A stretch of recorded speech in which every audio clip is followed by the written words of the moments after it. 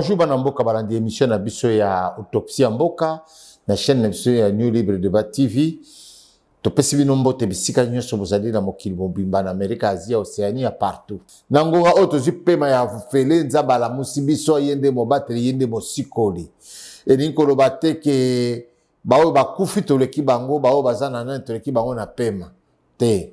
Nazali kosenga mingi na bato ya ba promoteur ya ba école. Toza lelo na sujet ya ba école conventionnée catholique, conventionnée kimbangiste, école privée, école nyonso to bino boyebi musulmane.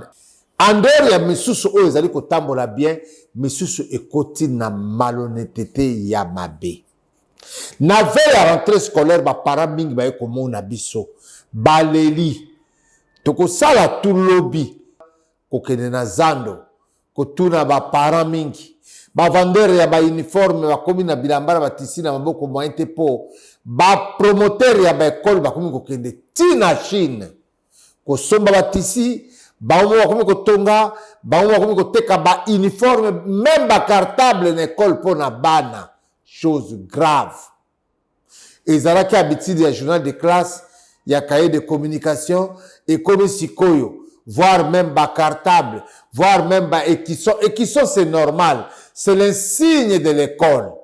En dehors de l'équisson, laissez le parent acheter les uniformes dans bango. Surtout l'école conventionnée catholique et de privé. École les ali mombongo te. Boyoka kadi solo wana. École les ali pour l'éducation. Balongoli, paiement ba minafan na école, bache gratuité, bache siko conventionné catholique à l'obité. En dehors ya ba gratuité bache tout ba da côté ka ba uniforme en école, ba cartable en école, ils ont coûté 4 fois plus cher que na ba vente ya ba nani. Ya ko tozali ko interpeller ministre enseignement primaire et secondaire. Ba comment on yango éducation nationale. Ministre, première ministre Mama Suminwa.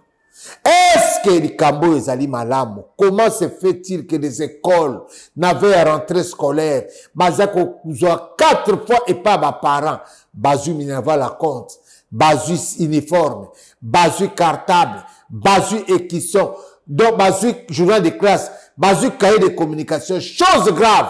Au comment on a enseignant au bazako tangisa kuna, bazako vivre na vie moko misérable. Mais si on a des alités pour Moussa les alités. Voire même ces enseignants-là, ils ne sont pas pris en charge de ma soeur médicale de ma famille na bango. Ces enseignants-là sont assis Moussa la retraite, ma fouta kabangote. C'est grave. Et quand les alliés mombongote, ce n'est pas bon que le parent, bazozong sa bana, bazako lela. Ba parent, comme vous connaissez dans la ville, que sont ma chaussette na ketch, kilote na blouse, kilote na chemise, et comme une école, voire même bas cartable, voire même quelques cahiers, mais c'est grave. Mais tous ces vendeurs-là, Ambila qui vendent ça, tous ces gens qui vendent les détaillants, Tobali qui bloqué, Bisomo Bakolo, école, va promoteur, Tokomina va vendeur des uniformes, vendeur des cartables, vendeur des équissons, vendeur des chaussettes. Équissons, c'est normal, c'est comme l'insigne de l'école. Vendeur de l'équisson. Laissez les parents acheter les histoires na couille malade pour me donner au la face de l'uniforme la bino.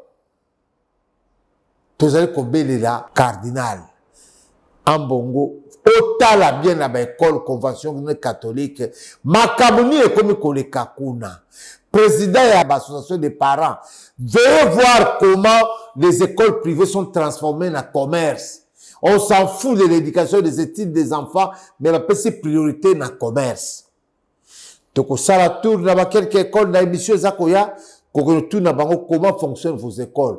Vous aussi, vous vendez des uniformes. Vous aussi, vous vendez des cartables. Vous aussi, vous vendez. Ce n'est pas bon. École, eza mombongo. Te promoteur et école.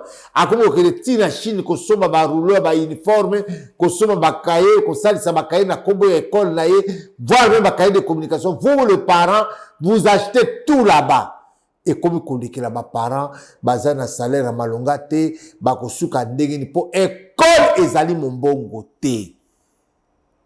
ba école privée ba exagéré na vente ba cartable na émission ko to ko tchela bino ba témoignage ya bato bazo que suma ba kayi ko tuna bango na ba vendeur bozo te ka ndenge nini est-ce que zoko kede bien est-ce que vente ezali quand tu vois le vendeur na marché central na wenze ya Gambela na wenze ya Masina na Liberté vente komi passe ndeni so na commerce bazo te ka bien te passe par rapport ya vente na bango ezali malamu te eza malamu te pour la nini ba école ravir na ba vente na ba inscription na makambo nyonso to yango wana ba parents bokeba social ya ba enseignant en école privée ezali malamu te ba enseignant baza ko souffrir mingi ba enseignant ba réclamer ba enseignant ba lobi toza ko salela bango mbongo et tozo sala tozo tangisa makasi to telema toute la journée enseignant akobela ba ko s'occuper na yete école ezali mbongo te école ezali pona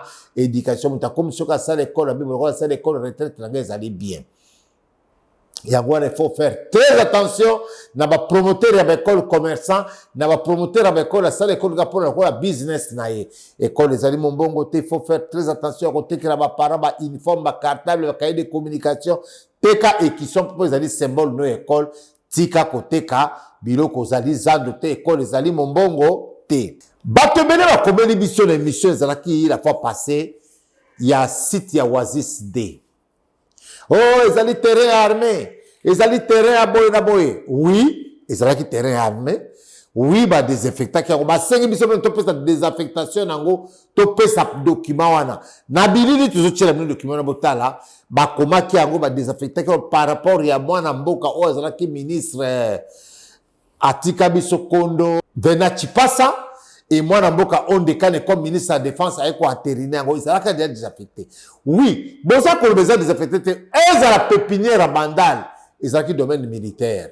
Oh, Batonga, Oasis, Lelo, Batonga, Biloko, Ebele. Si tu es sur le monde Salamiwana, ils ont le domaine militaire, mais la désinfectant, parce que quand on colonise Kolongola, voire même Nzela, où il est qui na katikati ya. Quand on va saluer mon amboka président Félix Tshisekedi a été inauguré, et c'est dans le domaine militaire.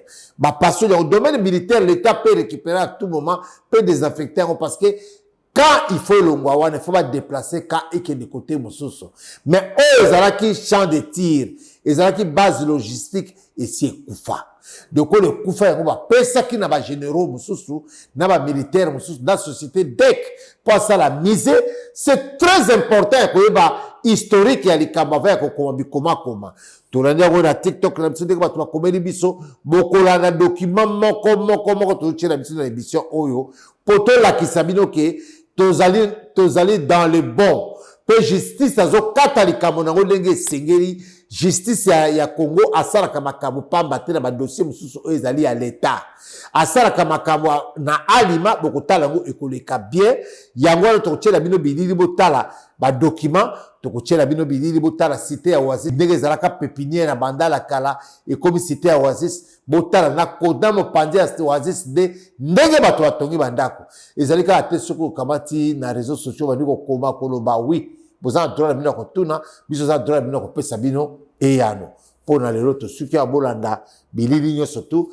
bolanda ba commentaire nyonso tu ko bakisela bino ba vendeur ya ba uniforme na ba kaye ndenge bazali ko sala po boye ba eloko ni ezali ko lekana école za mbongo te eloko ni ezali ko lekana mikanda za na terrain Oasis justice akokata jugement ko bima na faveur ya ba occupant parce que ba occupant bazwa ki biloko na bango légalement balanda ki suivi botala ki bino moko procès ndenge le kaki na affaire foncière bakitaki na grande instance ya Kalamu na sosa bakendaki na cadastre bakendaki na terrain yango wana réunion salamaki na police judiciaire na firme Vonde pour na ba tiktoker voire même pour na ba tobazo komaka n'importe quoi na ba réseaux sociaux moto afingi yo moto asali mabe moto a diffusé makambu ya ba rébellion makambu ya ba M23 makambu ya ba AFC l'état peut l'arrêter. Et ça domaine interdit, vous ne pouvez pas être en même temps un compatriote et en même temps vendeur Yamboka. Quand vous diffusez ces histoires, vous allez commencer la propagande, il y a M23. Tout le monde a un groupe WhatsApp et Belé Bakokangama. Bakokangama parce que ça c'est une haute trahison atteinte à la sûreté de l'État. bokotala bidinde renyo salamaki avonde na bato na ye na ba inspecteur ya police judiciaire bosutuka te so bato mosusu bakangi bango na baboloko bakoti famille bolo bato baloka bino bopenda bana matoi bobenda bandeko matoi ke bokeba faire très attention c'est ça wana totomboli bino mokolo eramu. Vous venez de participer à cette rencontre avec le PG. Vous avez reçu des instructions. Vous pouvez retenir quoi par rapport à ces instructions? Nous sommes la police judiciaire, la coordination nationale de la police judiciaire. Nous sommes venus auprès de notre chef technique, monsieur le procureur général près la Cour de cassation, pour recevoir les instructions très précises en ce qui concerne la commission des infractions en rapport avec le code numérique. Il nous a instruit que désormais, nous sommes aujourd'hui les 17. Les TikTokers, les gens qui propagent des faux bruits à travers toute la République démocratique du Congo auront la police judiciaire sur leur trousse. Puisque dans le temps, on réprimait tout simplement l'infraction de propagation des faux bruits. Depuis 3 ans, en 2023, le chef de l'État avait promulgué le code numérique et il n'était pas d'application par les OPJ. Il nous a réveillés aujourd'hui pour nous dire de prendre à bras le corps ce code numérique et commencer à réprimer tous les infracteurs qui commettront des infractions en rapport avec le code numérique. Donc nous sortons de son cabinet très réveillés pour que désormais il n'y aura pas seulement les plaintes qu'on va déposer à la police judiciaire, ni les dénonciations. Nous allons nous saisir d'office que les communs des mortels, les infracteurs qui à tout moment sont en train de salir la réputation des autorités, des Congolais, ils auront la police judiciaire sur leurs trousses. Voilà les instructions que nous avons reçues aujourd'hui. C'est pour mettre effectivement en application le code numérique qui a été promulgué par le chef de l'État, commandant Sipan. Et j'invite tous les OPJ de la République démocratique du Congo de prendre à bras le corps ce code numérique et l'appliquer dans toute sa plénitude. Je crois, il y a une autre question.